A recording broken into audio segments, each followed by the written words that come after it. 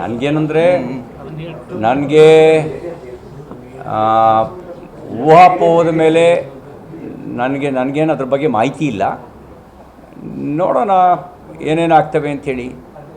ಈಗ ಜನರ ಮನಸ್ಸಿನಿಂದ ಅಂತೂ ಕಾಂಗ್ರೆಸ್ ದೂರ ಹೋಗಿದೆ. ಯಾರನ್ನು ಸೆಳೆದ್ರೂ ಜನರ ಮನಸ್ಸಿನಲ್ಲಿ ಅವ್ರ ಭ್ರಷ್ಟಾಚಾರ, ಅವ್ರ ಬೆಲೆ ಏರಿಕೆ ಅದನ್ನ ಅಳಿಸೋಕ್ಕೆ ಸಾಧ್ಯ ಇಲ್ಲ. ನಕ್ಸಲರಿಗೆ ಸರ್ಕಾರ ಶರಣಾಗಿದೆಯೋ?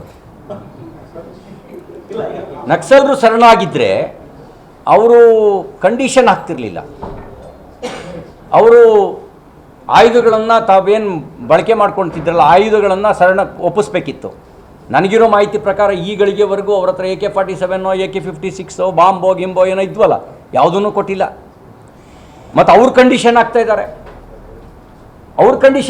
ಅಂದರೆ ಶರಣಾಗಿರೋದು ನಕ್ಸಲರು ಅಥವಾ ನಕ್ಸಲರಿಗೆ ಸರ್ಕಾರ ಶರಣಾಗಿದೆಯೋ? ಸಿದ್ದರಾಮಯ್ಯನವರ ಸಾಫ್ಟ್ವೇರ್ನ ಅರ್ಬನ್ ನಕ್ಸಲರು ಡಿಕ್ಟೇಟ್ ಮಾಡ್ತಾರೆ. ಅವರ ಒಡ್ಡೋಲಗದಲ್ಲಿ ಬಹುತೇಕ ಜನ ಮಾನಿಟ್ರ್ ಮಾಡೋರೆಲ್ಲರೂ ಅರ್ಬನ್ ನಕ್ಸಲ್ಸೇ ಇದ್ದಾರೆ, ಗೈಡ್ ಮಾಡೋರು ಅರ್ಬನ್ ನಕ್ಸಲ್ಸೇ ಇದ್ದಾರೆ. ಹಾಗಾಗಿ ನಂದೊಂದು ಮೂಲಭೂತ ಪ್ರಶ್ನೆ, ಶರಣಾಗಿರೋದು ನಕ್ಸಲರು ಅಥವಾ ನಕ್ಸಲರಿಗೆ ಶರಣಾಗಿದ್ದಾರೋ? ನಕ್ಸಲರಿಗೆ ಶರಣಾಗಿಲ್ಲ ಅನ್ನೋದಾದರೆ ಅವರಿಗೆ ನೆರವು ಕೊಡ್ತಿದ್ದವ್ರು ಯಾರು ಪತ್ತೆ ಹಚ್ಚಬೇಕು, ಆಯುಧಗಳು ವಶಕ್ಕೆ ತಗೊಳ್ಬೇಕು, ನೆರವು ಕೊಡ್ತಿದ್ದಂಥವ್ರನ್ನ ಬಂಧಿಸಬೇಕು, ಕಾನೂನು ಕ್ರಮ ಆಗಬೇಕು. ಹಾಗಾದಾಗ ಮಾತ್ರ ನಕ್ಸಲರು ಶರಣಾಗಿದ್ದಾರೆ ಅಂತ ಭಾವಿಸ್ಬೋದು. ಇಲ್ಲದೇ ಇದ್ದರೆ ನಕ್ಸಲರಿಗೆ ಇವರು ಶರಣಾಗಿದ್ದಾರೆ ಅಂತ ಭಾವಿಸ್ಬೇಕಾಗತ್ತೆ.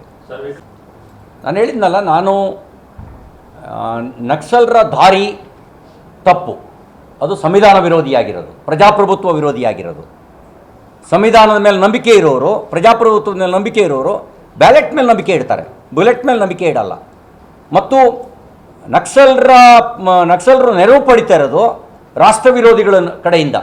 ಚೀನಾದ ನೆರವು ಪಡಿತಾರೆ, ಪಾಕಿಸ್ತಾನದ ISI ನೆರವು ಪಡಿತಾರೆ. ಅವ್ರನ್ನ ದೇಶಭಕ್ತರು ಅಂತೇಳಿ ಸನ್ಮಾನ ಮಾಡೋಕ್ಕಾಗತ್ತಾ ನಾವು? ಅಥವಾ ಅವ್ರ ವಿಚಾರವನ್ನು ಒಳ್ಳೆಯದು ಅಂತ ಒಪ್ಕೊಳ್ಳೋಕ್ಕಾಗತ್ತಾ?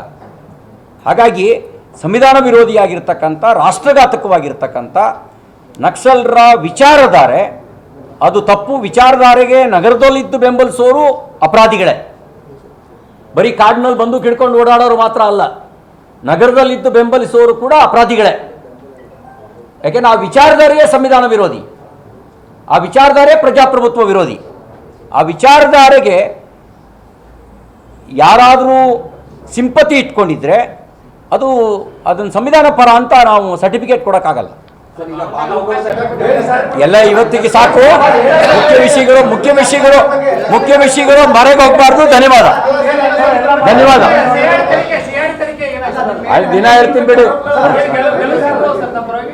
ಇನ್ನು ಸುಮಾರು ಇದ್ದಾವೆ. ಸಾಕು, ಇವತ್ತಿಗೆ ಸಾಕು.